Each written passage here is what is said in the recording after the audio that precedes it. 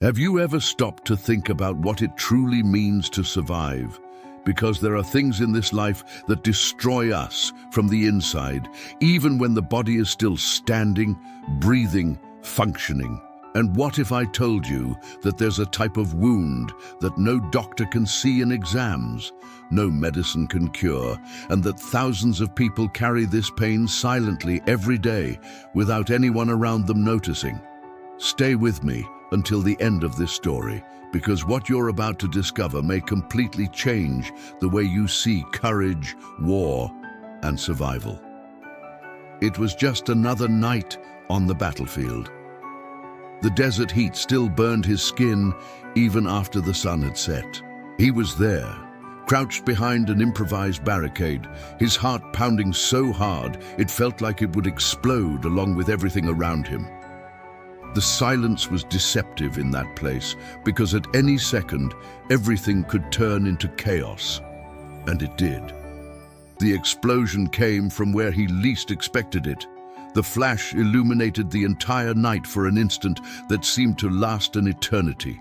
The noise was so loud he couldn't hear his own screams. He only felt the ground tremble, the air escape his lungs, and that strange sensation of floating and sinking at the same time.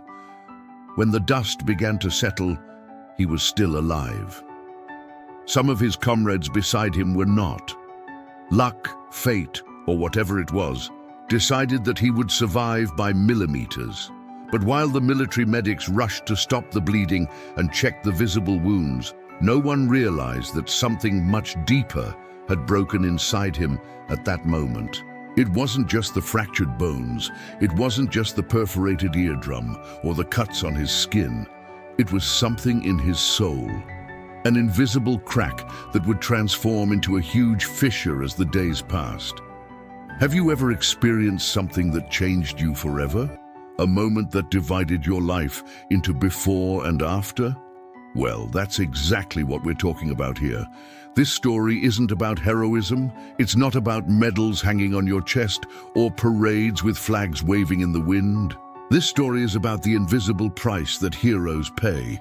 It's about what remains when the lights go out, when the cameras stop rolling, when everyone goes home and you're left alone with the ghosts you brought back from the war. He returned home months after that day. His body was scarred, at least on the surface.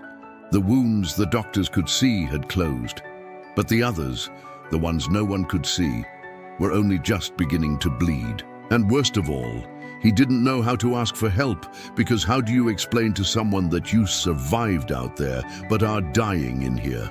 How do you make people understand that the war isn't over just because you've returned home? What happened to him after that explosion is a journey that will make you question everything you thought you knew about strength, about starting over, about what it truly means to be alive. And I need to tell you this whole story because maybe you know someone who is going through something similar right now, without you even knowing it. Or maybe this story will touch something within you. So take a deep breath, because now we're really going to dive into this story. We're going back to the beginning, before the war, before the explosion, when he was just a young man with simple dreams. Before we continue, I need to ask you something. If this story resonates with you, if it somehow touches on something real in your life, leave a comment below about what has resonated with you the most so far. It could be a word, a phrase, or even a similar experience you've lived through or know firsthand. Because look, this channel only exists because of people like you, who believe that true stories have the power to transform, to connect, to show that no one is alone in their invisible battles. And if you're not already subscribed, now is the perfect time to hit that subscribe button and turn on notifications. You know why? Because your participation here is what makes this channel grow and reach more people who need to hear exactly this. Every like, every comment, every share makes the algorithm understand that this type of content matters, that real stories of transformation deserve to be seen. And when you subscribe, you're saying, I want to be part of this community that believes in new beginnings, that doesn't shy away from difficult stories, that understands that true strength lies in showing our vulnerabilities. So, go ahead, leave a like, subscribe to the channel, and share this video with someone you think needs to hear this message today. Sometimes, a video shared at the right time can save a life. And I'm not exaggerating when I say that. You'll understand better why as we go through this story.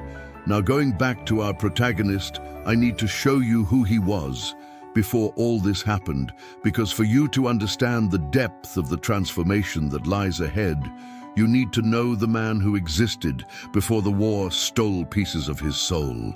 He grew up in one of those small towns in rural Pennsylvania, you know, the kind where everyone knows everyone, where you go to the market and it takes 2 hours because you stop to talk to half the town. A simple, honest life, the kind many people dream of having. He played American football in high school, wasn't the best on the team, but he was hardworking. He worked part-time at his uncle's mechanic shop, fixing old cars and learning that everything in life can be taken apart and rebuilt if you have patience and the right tools. How ironic to think about that now, isn't it? His plans were simple, without grand ambitions for fame or fortune.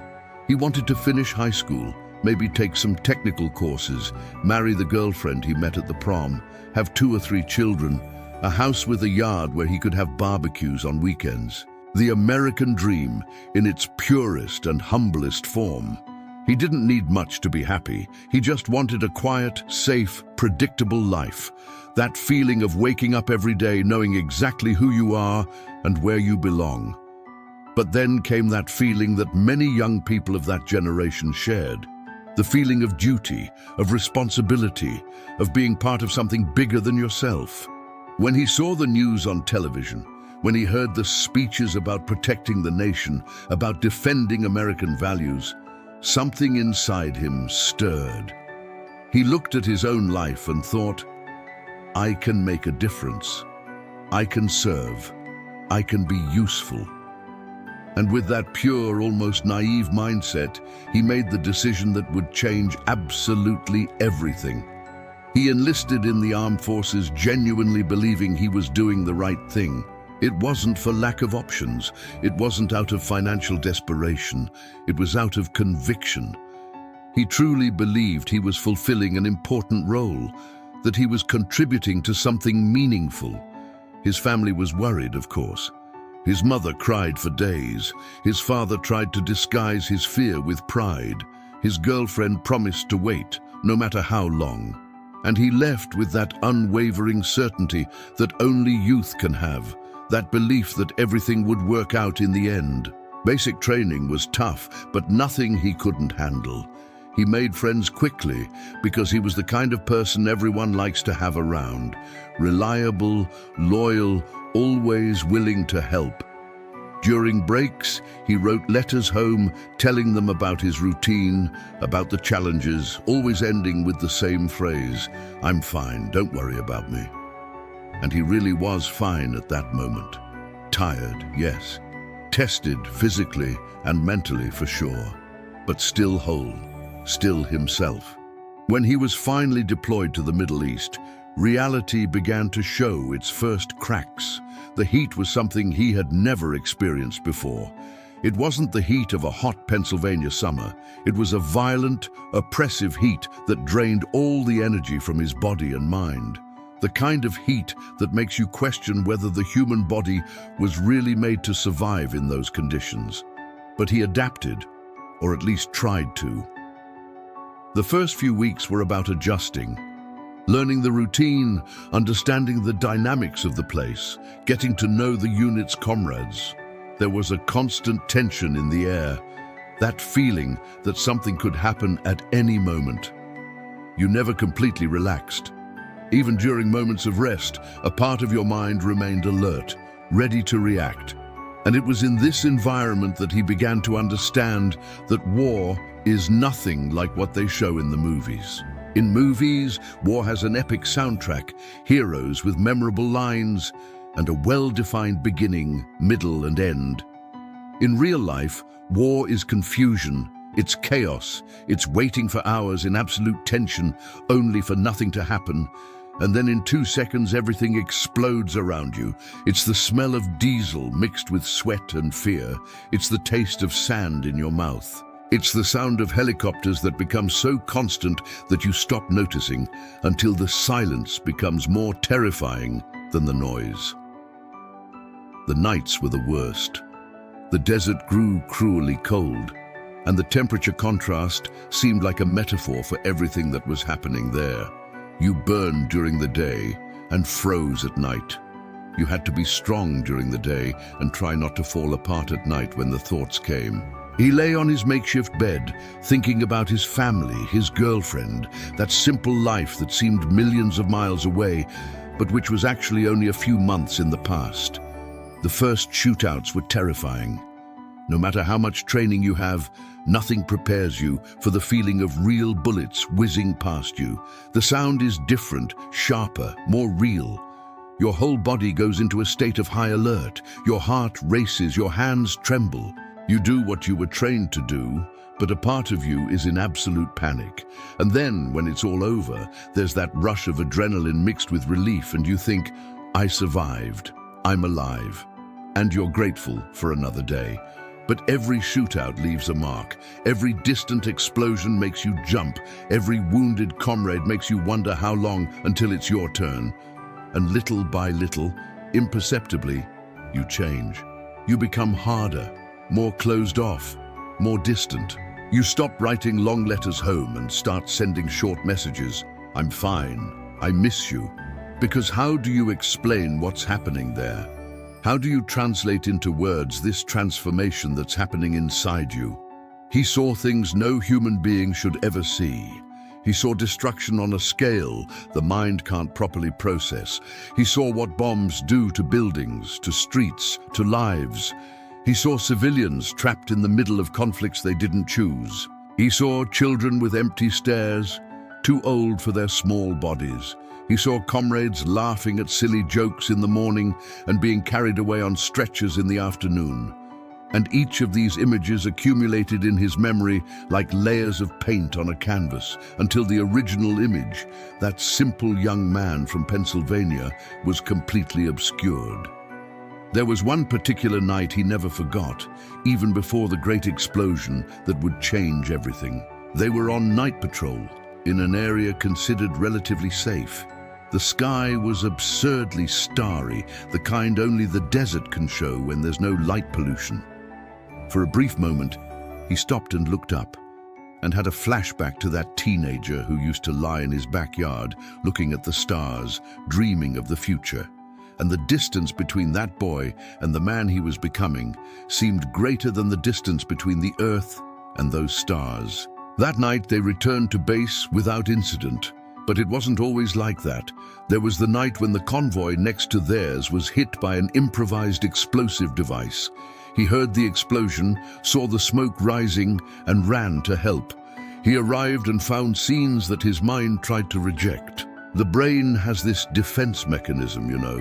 It tries to protect you from things that are too traumatic by making everything seem somewhat unreal, somewhat distant, as if you were watching a movie. But then, when you're alone, when you let your guard down, those images come back with brutal clarity. His unit mates became his new family. You create very strong bonds when you're going through extreme situations with other people. You entrust your life to them, and they entrust theirs to you. There was a guy who always joked about everything, even in the most tense situations. There was another who carried a photo of his newborn daughter, whom he hadn't yet met in person. There was the youngest of the group, barely 18 years old, still with pimples on his face, but already there, facing hell along with everyone else. They created rituals to maintain their sanity, ridiculous card games, bets on anything. They told stories about their lives before, about what they would do when they returned. They made detailed plans about the first meal they would eat, the first place they would visit. These plans functioned as anchors, as reminders that there was a world beyond that desert, beyond that war. a world where they were still normal people with normal lives. But war has a way of destroying plans, of destroying a lot of things, actually. Each explosion didn't just destroy buildings, didn't just destroy bodies. It destroyed pieces of his soul, too, pieces of innocence, of hope, of faith in humanity. Little by little, he realized he was changing in ways he couldn't control. He was becoming more irritable, more impatient.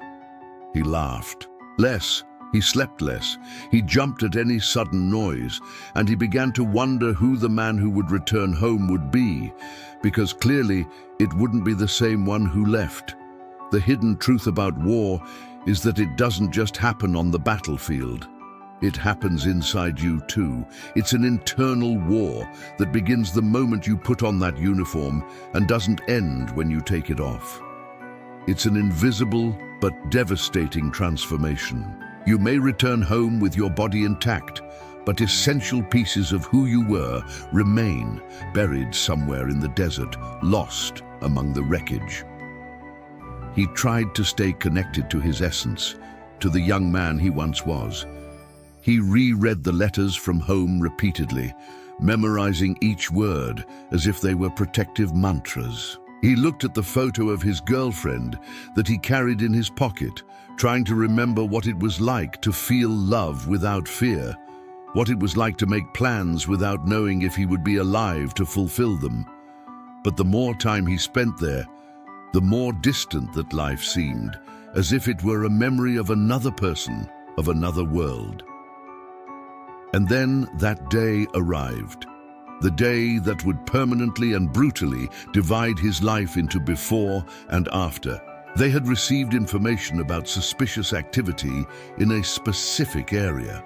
It was supposed to be a quick operation, in and out, check and report. Routine, they said. But nothing in a war zone is truly routine. Every mission carries the potential to be the last. And that day, for him, it almost was. The ambush came from where they least expected it. That's what makes these attacks so effective, the absolute surprise. 1 second you're following protocol, doing your job, focused but relatively calm. The next second, the world explodes around you. Literally. The first impact hit the vehicle in front. He saw in slow motion as his brain registered it afterward, the flash, the shockwave, the flying debris. And before he could fully process what was happening, came the second explosion. This one was different. This one was too close. The world turned into a blur of light, sound, pain, and chaos. He felt the impact throw his body around like a rag doll. She felt something warm trickling down her face, but she didn't know if it was blood or sweat or both. He tried to move and discovered he could, which was both a relief and a shock. His ears rang with a sharp, constant sound that blocked out everything else. He could see around through the dust and smoke, and what he saw would haunt every second of his life from then on. Fallen comrades, some moving, others not. Screams he saw in their faces but could barely hear because of his perforated eardrum. Fire, lots of smoke, twisted metal, and in the midst of it all, he had a strange, almost disconnected thought. So this is how it ends. Not with fear, not with despair. Just a cold, distant realization, as if a part of him had already shut down to protect himself from the trauma of the moment. But he didn't die. The military medics arrived quickly, trained to operate in impossible conditions. They stopped the bleeding, stabilized his wounds, and placed him on a stretcher. He remembers looking up and seeing the absurdly blue sky, so beautiful it seemed obscene amidst so much destruction. And as he was being carried, he turned his head and saw the bodies covered with tarpaulins. He counted three friends who had been laughing with him at breakfast, 3 people who had families waiting for them, 3 lives ended in an instant. He was transported to the base, then to a military hospital. The doctors talked about fractures, lacerations, contusions. They used technical terms he could barely process. They said he was lucky, very lucky, that the injuries were serious but treatable, that he would recover, but none of them examined the part that was truly destroyed. No medical equipment could detect the crack that had formed in his soul at that moment. During his physical recovery, he would lie staring at the ceiling of the military hospital, feeling a profound disconnection from everything around him. Other wounded soldiers shared the space with him. Some complained of the pain, others joked about the scars. He just remained silent, trapped in a mental loop where the explosion happened repeatedly.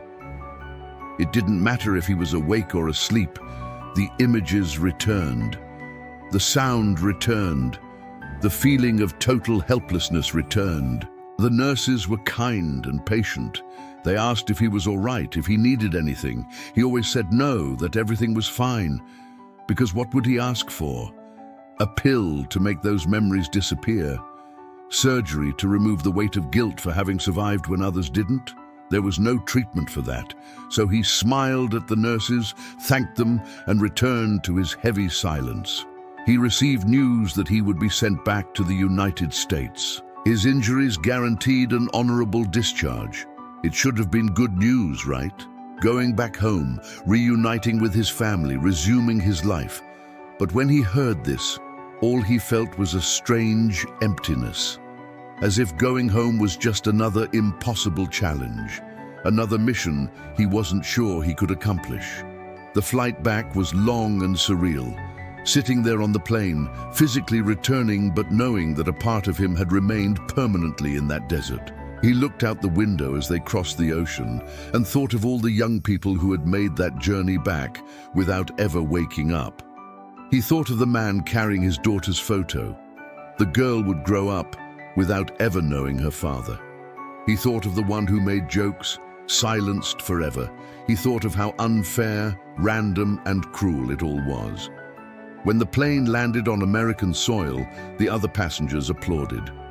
It's a tradition to applaud when soldiers return home. He heard the applause as if it came from far away, as if it wasn't for him, because the person they were applauding, the hero returning from war, didn't exist. What returned was a man broken inside, carrying a weight that no one could see. His family was waiting at the airport. He saw his mother from afar, waving frantically, tears streaming down her face. His father was beside her, trying to maintain his composure, but clearly emotional. His girlfriend, who now seemed like a stranger, held a sign that read, "Welcome home, hero," in glitter. And he had to force a smile, had to hug everyone, had to pretend he was happy to be back. But inside, he only felt that expanding emptiness. The city had organized a small reception, American flags everywhere. People he barely knew came to shake his hand, calling him a hero, saying they were proud. The mayor gave a speech. They took pictures.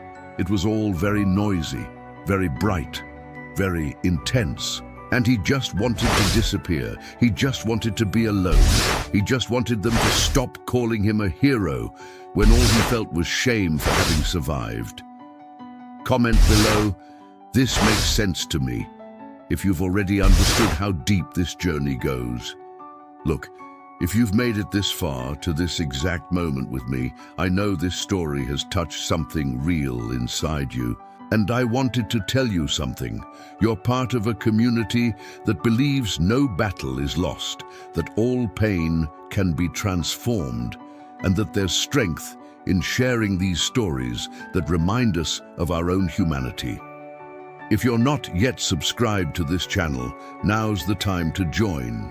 Click the subscribe button and turn on notifications, because every week I bring you real stories of people who went through the impossible and found a way back. And look, it's not about cheap inspiration or empty motivational phrases. It's about raw truth, about showing that life is tough, but that there's always a way out, even when it seems like all the lights have gone out. And before you go, leave a comment here. This message was for me. Just that sentence, because when I see that, I know that what we're doing here makes sense, that these stories are reaching the right people at the right time. And if you know someone who needs to hear this message today, share this video. You might not imagine it, but sometimes a video shared at the exact moment can change the course of a life. Leave a like too, because that helps me continue bringing this kind of content to more and more people. The more people like, comment and subscribe, the more the channel grows and the more transformative stories I can bring to you. And look, there's a video right here that perfectly complements this topic. It's about another type of transformation that will help you see this journey of reconstruction even more deeply. Click there and stay with me, because the conversation doesn't end here. We're in this together, and I'll see you in the next video.